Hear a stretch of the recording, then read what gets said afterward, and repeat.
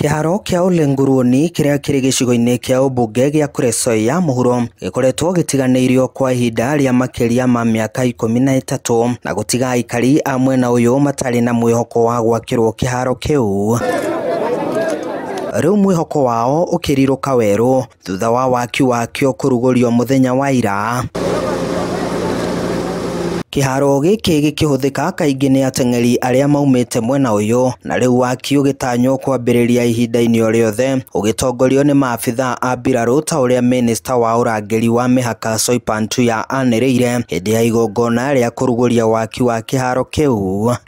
KDF watakuwa hapa kufanya supervision, kuhakikisha kazi itafanyika, quality work, wanafanya quality control, kuhakikisha itafanyika kwa mwendo wa kasi na bila kufanyika any shoddy job katika hii stadium. Atongoria athure kaunti-ini ya Naikuru matongoretio ni gavana wa kaunti no Susan Kihika na mubunge wa Kuresoi ya muhuro Joseph Tonui makiuga kiharo giki ni gikuguna aikari na njira nene. Kwa hivyo hata kama saa hizi tunajenga yenye itakuwa ya watu over 3000 itakuwa tunaweza ongezea in future pesa ikipatikana iwe watu 5000.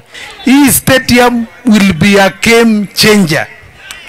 Hii stadium itasaidia vijana wetu.